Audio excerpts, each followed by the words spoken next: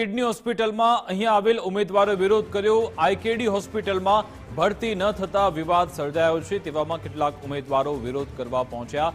1.5 વર્ષથી ઉમેદવાર નોકરી માટે વલખા મારી રહ્યા છે। સમયસર ભરતી ન કરતા વિરોધ કરાયો। કિડની હોસ્પિટલમાં ભરતી ન થતા ઉમેદવારોએ ઉગ્ર વિરોધ કર્યો।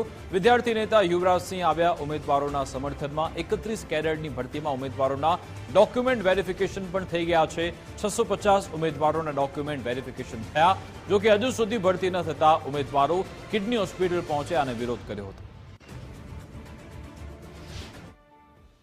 1.5 વર્ષ પહેલા આઈકેડી હોસ્પિટલમાં 1100 જેટલી જે ભરતી છે તે બહાર પાડવામાં આવી હતી અને તેમાં અનેક યુવાનોએ અને વિદ્યાર્થીઓએ જે પરીક્ષા છે તે આપી હતી, પરંતુ પરીક્ષા પાસ કર્યાના 2 વર્ષ થઈ ગયા છે અને 2 વર્ષ બાદ પણ તેમને રોજગાર નથી મળ્યો। આપણી સાથે યુવા નેતા છે, આપણે તેમની સાથે વાત કરીશું। યુવરાજભાઈ, શું કહેશો? ખાસ કરીને જે 1100 જેટલા લોકો છે, રોજગારી માટેની સરકારી પરીક્ષા આપી પરંતુ સરકારી રોજગારીના નામે મીંડું છે, રોજગારી નથી મળી રહી। 2 વર્ષ પરીક્ષા પાસ કર્યા હોવા છતાં શું કહેશો?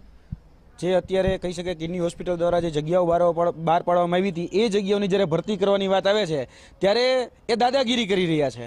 વિદ્યાર્થીઓને અંદર પ્રવેશ કરવા દેવામાં નથી આવતો અને ઉમેદવારો અહીંયા પોતાની માંગણી, પોતાની લાગણીને વ્યક્ત કરવા માટે આવે છે તો એને ધમકી આપવામાં આવે છે કે તમારી ભરતી અમે કેન્સલ પણ કરી નાખી।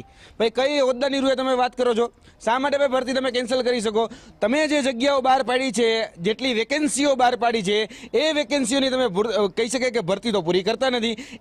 એના માટેનું જે મહેકમ હોય, જે રોસ્ટર હોય, જેના માટેની ગ્રાન્ટ ફળવા જોઈએ, એ તમામ તમે બધું લઈ લો છો અને જ્યારે કાયમી રોજગારી આપવાની વાત કરવામાં આવે ત્યારે તમારે દરેક વખતે ધાંધલીઓ કરવામાં છે। છેલ્લા 2 વર્ષથી આ વિદ્યાર્થીઓ છે, એ વિદ્યાર્થીઓ હેરાન પરેશાન થઈ રહ્યા છે, એને નથી દેખાતું। એવું કહેવામાં કે તમે મીડિયાને લઈને અંદર આવશો કે મીડિયા સમક્ષ તમે તમારી વાત મૂકશો તો અમે આ ભરતી કેન્સલ કરી નાખશું। એટલે આ તાનાશાહી છે, આ સરમુખત્યારશાહી છે અને જરા પણ આને ચલાવી લેવામાં આવે। અમારે તાત્કાલિક ધોરણે જવાબ જોઈએ છે કે આ ભરતી જે અત્યારે જાહેર કરવામાં આવી છે એ કયા સમયગાળાની અંદર પૂરી કરવામાં આવશે।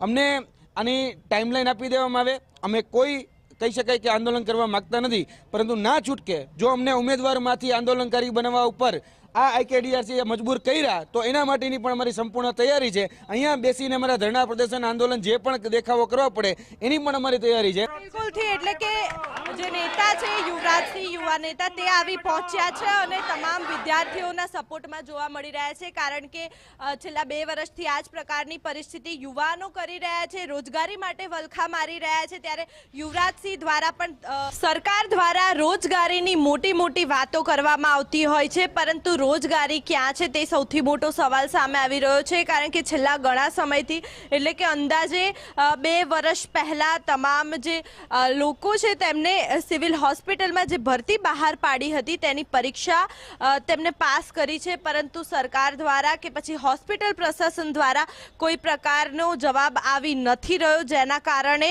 હડતાલ ઉપર બેસવાનો આ તમામ વિદ્યાર્થીઓનો વારો આવ્યો છે। છેલ્લા ઘણા સમયથી અનેક રજૂઆતો કરી પરંતુ તેમને સચોટ જવાબ પણ નથી મળ્યો। આપણે સીધા જ તેમની સાથે વાત કરીશું। આપનું નામ?